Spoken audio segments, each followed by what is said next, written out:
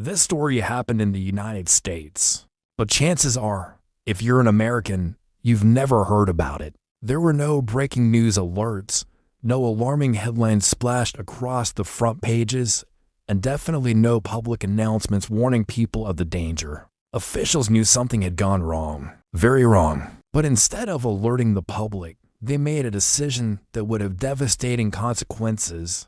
They chose silence. The disaster unfolded quietly, far from the prying eyes of news cameras and reporters. It took place near ordinary towns, places where families lived their normal, everyday lives, completely unaware of the looming threat. People woke up just like any other day, got their kids ready for school, and went to work, all while a catastrophe was already in motion. The air looked normal, the water in the taps looked clean, but a silent, invisible danger was already spreading through their environment. While the public remained in the dark, behind the scenes, a different story was playing out. Government reports were immediately marked classified. Key files were sealed, locked away from public view. Specialized emergency teams were dispatched to the site, but civilians were kept far away. Roads leading to the area were suddenly blocked, with guards turning away anyone who tried to get close. Access was denied. Locals who lived nearby and noticed the strange activity were told not to ask questions. Some were fed a cover story, a vague explanation about a training accident. Others were told nothing at all, left to speculate as a wall of secrecy was erected around them.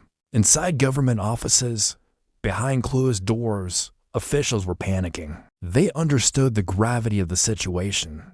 This wasn't a small mistake or a minor incident. It was a potential national threat, but admitting the truth would have been a political nightmare. It would cause widespread panic, public outrage, and a complete loss of trust. So, the story was buried. The decision was made to contain the problem and the information at all costs. A massive cleanup operation began, but it was done in secret under the cover of a carefully orchestrated blackout. This was the disaster of the U.S. Government tried to hide, and the full, shocking truth would take years, even decades, to finally surface. What really happened, and why was it kept secret for so long? That's the story we're about to uncover. In the mid-20th century, as the Cold War reached its peak, the United States was locked in a frantic race for nuclear supremacy. This arms race led to the creation of vast, secretive facilities dedicated to producing the materials needed for atomic weapons. One of the most important of these materials was plutonium, and one of the largest production sites was the Hanford site, a sprawling 586 square mile complex in a remote corner of Washington state. For decades, Hanford was at the heart of America's nuclear ambitions. It produced the plutonium for the Fat Man bomb drop on Nagasaki, and it continued to churn out the radioactive material for the nation's growing arsenal. But this production came at a terrible, hidden cost. The process of creating plutonium generated enormous amounts of highly radioactive waste, a toxic cocktail of chemicals and isotopes with half-lives stretching for thousands of years. The engineers and scientists at Hanford faced a monumental challenge: what to do with all this lethal waste. Their solution was tragically simple and short-sighted. They decided to store it in massive underground tanks. These weren't sophisticated, state-of-the-art containment vessels. They were essentially giant steel cans buried in the earth. Over 177 of these tanks were built, holding a staggering 56 million gallons of high-level radioactive sludge. The government assured everyone that the tanks were secure, but they weren't. From the very beginning, there were signs of trouble. The waste was not just radioactive, it was also highly corrosive. It was a hot, bubbling, chemical nightmare that ate away at everything it touched. Officials knew the tanks were a temporary fix at best. Internal documents from as early as the 1950s warned that the single-shelled tanks were prone to leaks. They were a ticking time bomb, buried just a few miles from the mighty Columbia River, the lifeblood of the Pacific Northwest. And then, it happened. The tank started to fail. Slowly, silently, the corrosive waste began to eat through the steel walls. Radioactive sludge, containing substances like cesium-137 and strontium-90, began seeping out of the tanks and into the surrounding soil. This wasn't a single, dramatic event. It was a slow, creeping poison, a gradual but relentless leakage that continued for years. The first leak was officially acknowledged in 1958, but the scale of the problem was deliberately downplayed. The public was told it was minor, contained, and posed no risk. But behind the scenes, engineers were scrambling. They knew that at least 67 of the 149 single-shelled tanks were suspected or confirmed leakers. Over 1 million gallons of radioactive liquid had already escaped, contaminating the soil and inching ever closer to the groundwater. This was the disaster no one was told about. While the government presented a facade of safety and control, a radiological catastrophe was unfolding in slow motion right under their feet. The radioactive contaminants weren't staying put.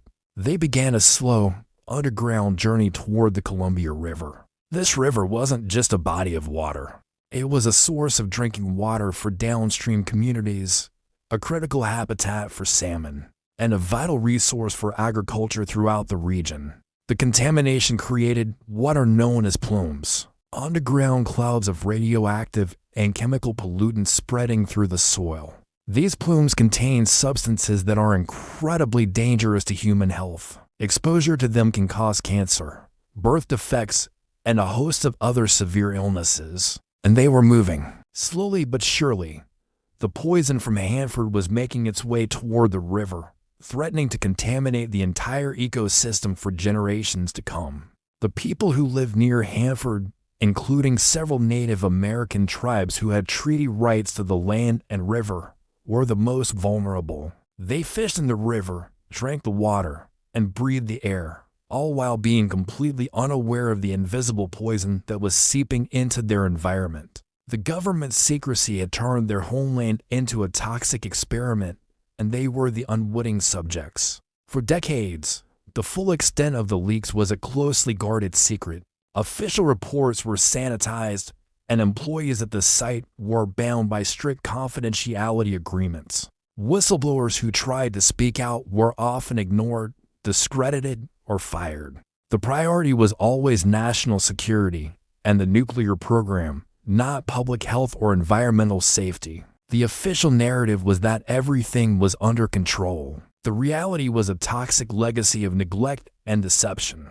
It wasn't until the late 1980s, as the Cold War began to thaw, that the truth started to trickle out. Declassified documents and investigative journalism began to paint a horrifying picture of what had happened at Hanford. The site was revealed to be the most contaminated place in the Western Hemisphere. The cleanup effort, which had finally begun, was projected to be one of the most complex and expensive environmental projects in human history. Today, the cleanup at Hanford is still ongoing. It's a colossal task, expected to take decades more and cost hundreds of billions of dollars. Workers in hazmat suits are painstakingly trying to stabilize the leaking tanks and treat the contaminated groundwater. They are dealing with a mess that was created over 40 years ago, a direct result of a policy that prioritized secrecy over safety. The story of Hanford is a sobering reminder of the long-lasting consequences of government secrecy.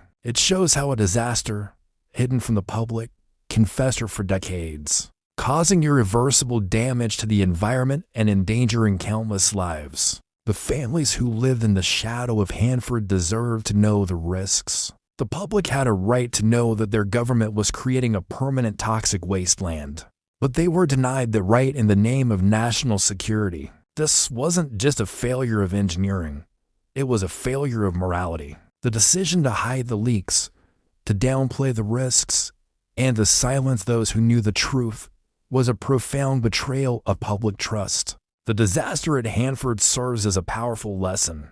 It teaches us that true security cannot be built on a foundation of secrets and lies. Transparency and accountability are not obstacles to progress. They are essential safeguards that protect us all from the catastrophic consequences of unchecked power. The poison is still in the ground at Hanford, a permanent monument to a disaster that was almost kept secret forever. So, what actually went wrong? To understand the disaster, we have to go back to the beginning. It all started with an experiment, one that promised breakthroughs but carried unimaginable risks. This wasn't some rogue operation.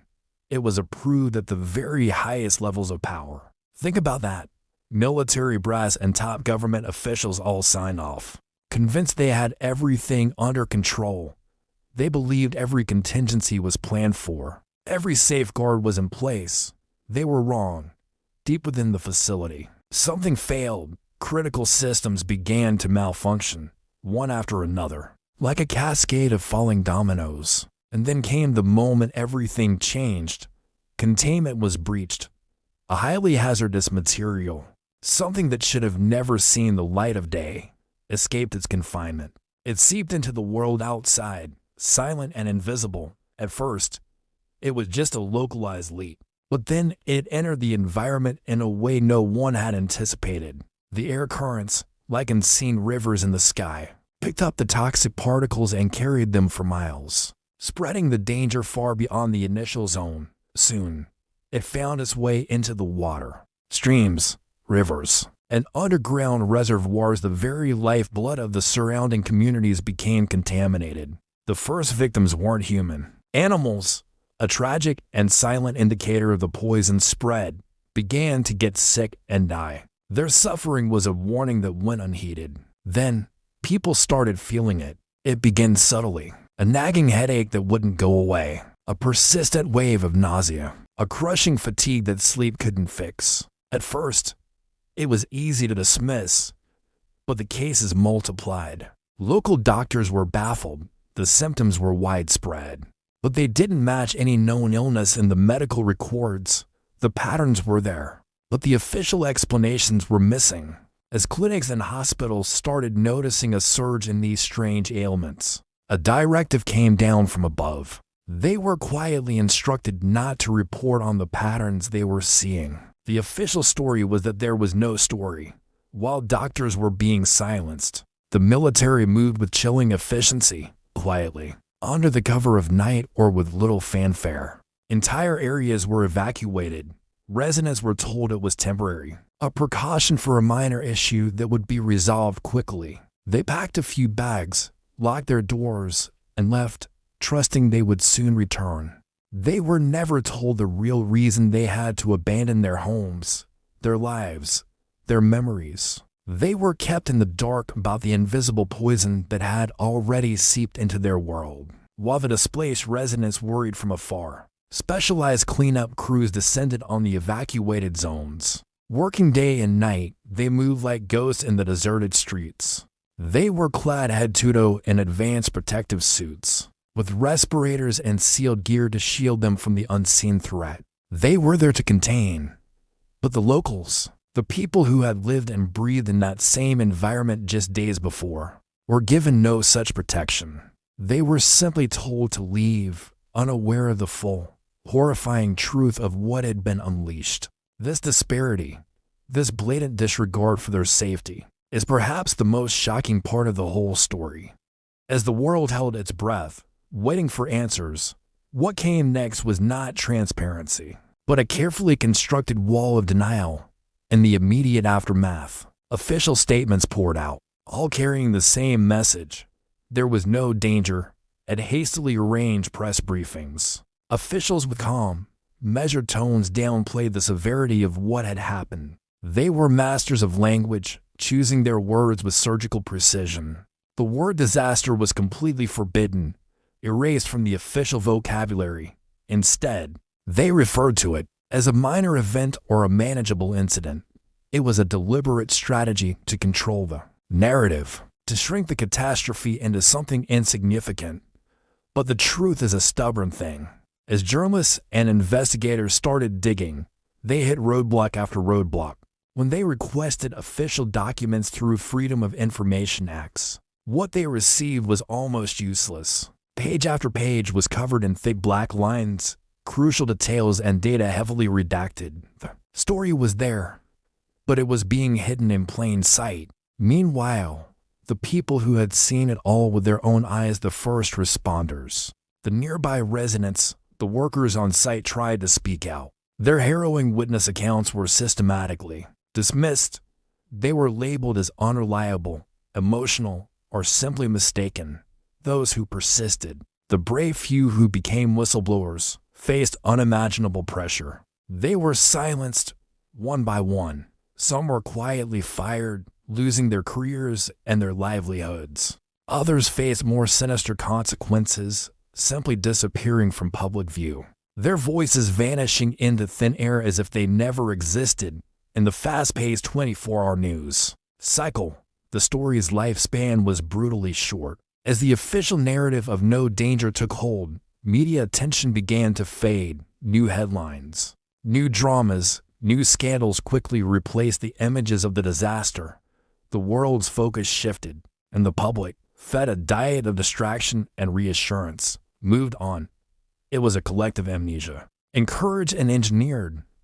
But for the victims, there was no moving on. For them, the disaster wasn't a fleeting news story.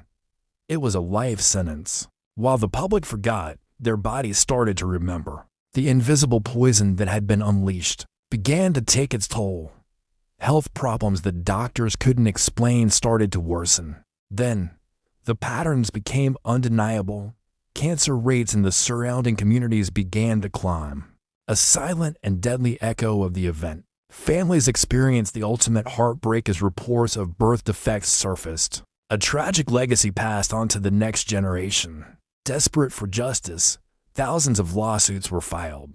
Families pooled their meager resources to take on the corporate and governmental giants. They held responsible, but the legal system, which should have been their last hope, became another wall. Most cases were rejected on technicalities or dragged out for years until the plaintiffs ran out of money and hope. In the rare instances when a case did move forward, the government flatly denied any responsibility. The message was clear: you are on your own. A few families did receive settlements, but this wasn't a victory for truth.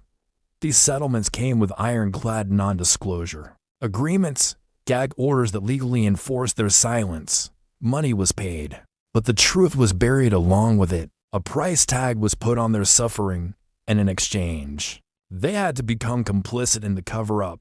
And so, with a combination of legal maneuvering, public relations spin, and enforced silence, the disaster was successfully erased from collective memory. It became a ghost story, a footnote in history that most people would never read. The full story remained untold, a secret kept at a devastating human cost.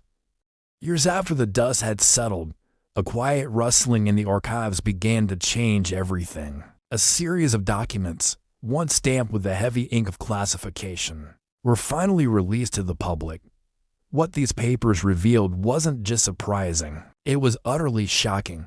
The truth, buried for decades under layers of bureaucracy and secrecy, began to claw its way into the light. It turned out the danger wasn't a sudden, unforeseeable event. The threat was known, and it was known early on. Internal memos, scientific reports, and urgent communications all painted a clear picture. A catastrophe was not just possible, but probable. And yet, these dire warnings were systematically ignored.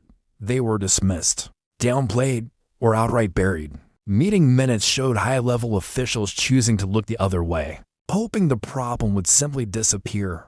In doing so, countless lives were knowingly and willingly put at risk. People went about their daily routines, completely unaware of the invisible threat that loomed over them, a threat their own leaders were fully aware of. Why? The reasoning was as cynical as it was simple: to avoid public panic.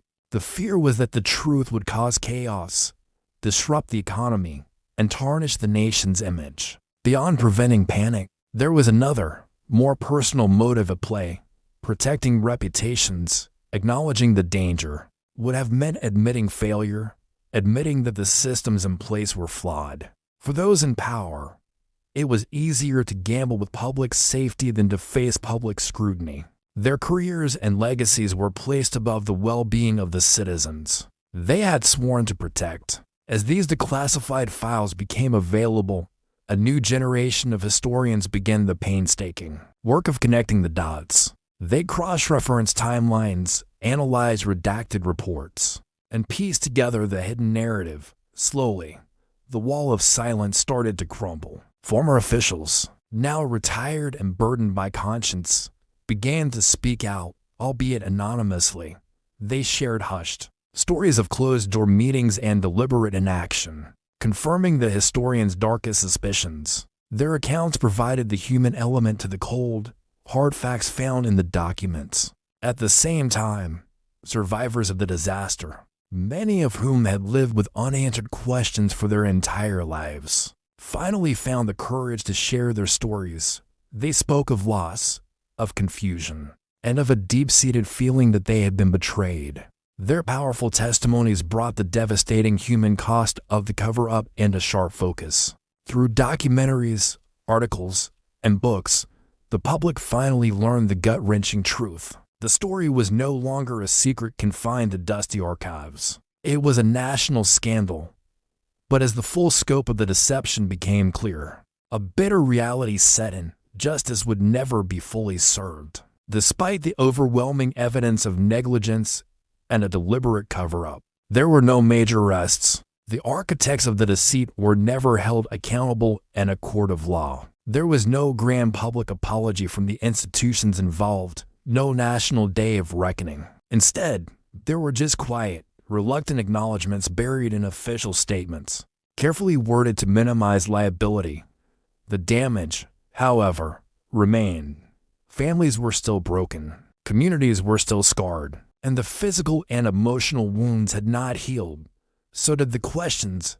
They hung in the air, heavy and unanswered. How many people, exactly, knew the full extent of the danger? How many more lives were quietly affected, their suffering never officially recorded? And the most chilling question of all, how many other disasters, big and small, have been hidden from the American people in the same way? This wasn't some anomaly, a one-off failure of the system. This was a pattern. This was a dark, uncomfortable, but undeniable part of American history. The story serves as a stark reminder that history isn't just what we're taught in school books. It's also what's been intentionally left out. It's a testament to the importance of transparency, accountability, and the relentless pursuit of truth. Because if we don't learn from these hidden chapters, we are doomed to repeat them. Thank you for watching. If this story resonated with you, please consider subscribing for more deep dives into the stories that shape our world.